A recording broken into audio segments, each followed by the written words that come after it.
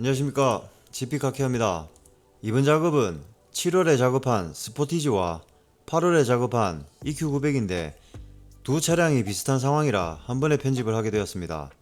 먼저 스포티지는 고객님의 아드님이 운행을 하던 차량인데 고객님께서 업무용으로 사용하기 위해 받으셨지만 아드님이 사용하면서 식용유를 쏟은 채로 운행을 했고,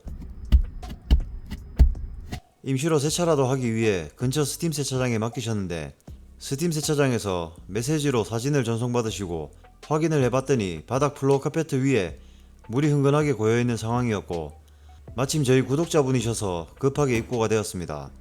어떤 이유로 침수가 되었는지 알 수가 없는 상황이라 이런 경우 누수가 있는지부터 찾아봐야 되는데, 바닥에 물기를 완전히 제거하고 물을 뿌려서 누수를 확인하려고 탈착을 하던 찰나 운전석 센터 콘솔 제일 앞쪽 사이드 커버를 뜯었는데 피스볼트가 있어야 될 자리에 볼트가 잠겼었던 흔적만 있고, 피스볼트가 없는 것을 봤지만 대수롭지 않게 생각했다가 뭔가 이상해서 자세히 보니 에어컨 배출소 호스가 빠져있고 심지어 꺾여 있는 것을 볼 수가 있었습니다.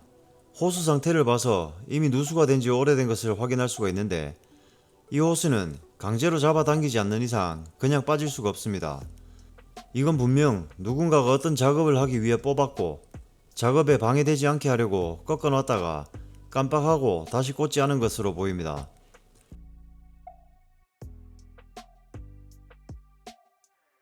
혹시나 배출소 호스가 막혀있는 건 아닌지 호스에 물호스를 연결해서 물을 틀어봤는데 막힌 곳 없이 잘 나오는 것까지 확인하면서 정말 운 좋게 쉽고 빠르게 누수 원인을 찾게 되었고, 고객님께 상황 설명을 드리고 플로어 카페트 교환과 철판 세척 작업을 진행하기로 합니다.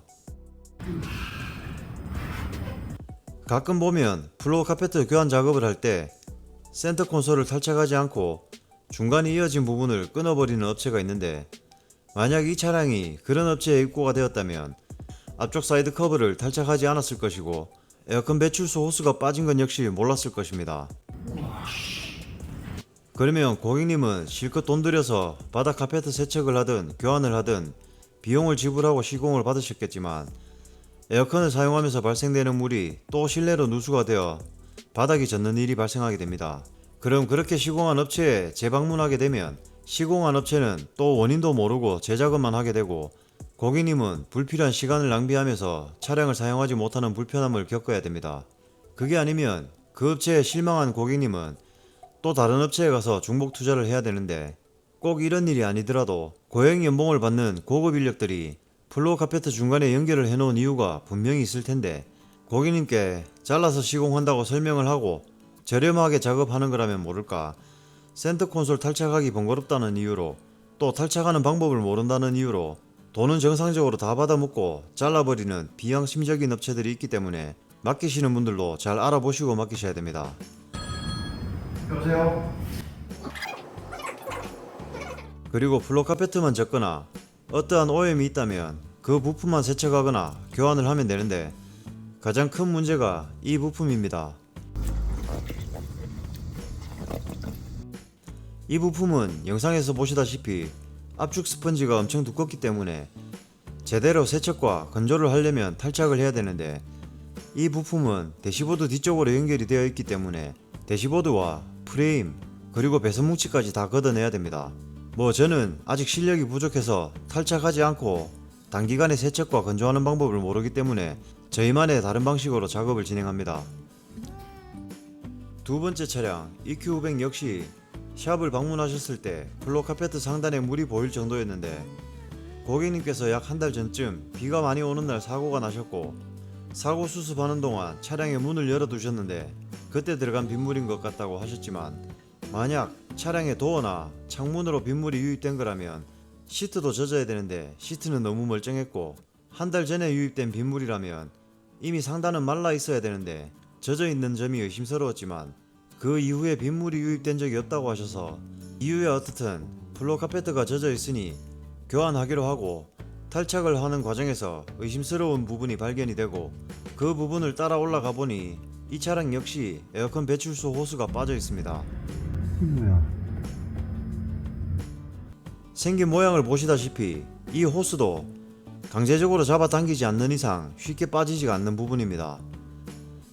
고객님께 전화를 드려서 여쭤봤더니 여보세요? 예 사장님, 아, 예, 안녕하세요. 이 차 누수 찾았습니다. 원인 뭐죠? 에어컨 물 빠지는 호스 빠져있네요. 아, 그래, 염색에서 그만 조립하면서 빼놨네, 이거를. 앞쪽에 얼마나 사고가 났었길래 이거를 왜...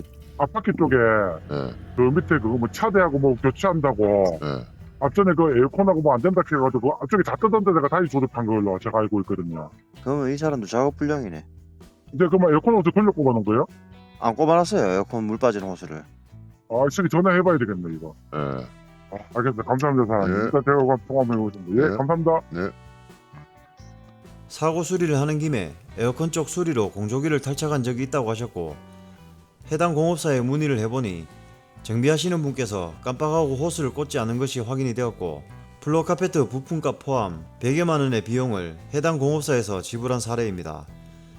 만약 이 차량 역시 제대로 확인하지 않고 침수된 부분만 케어를 했다면 고객님은 불필요한 금액을 지불하게 되었을 것이고, 시공 후 에어컨을 사용하게 되면서 또 바닥이 젖는 일이 발생하게 되었을 것입니다. 시공을 하는 업체도 그저 편하게 돈 벌 생각만 하지 말고 실력을 떠나서 책임감 있는 자세가 필요하고, 맡기시는 차주분들 또한 불필요한 시간 낭비와 이중 지출 등 중복 투자를 하지 않으시려면 금액만 보고 맡기실 것이 아니라 확실하게 잘 알아보시고 업체를 선택하시는 것이 중요하다는 것을 잘 보여주는 사례가 아닌가 생각됩니다.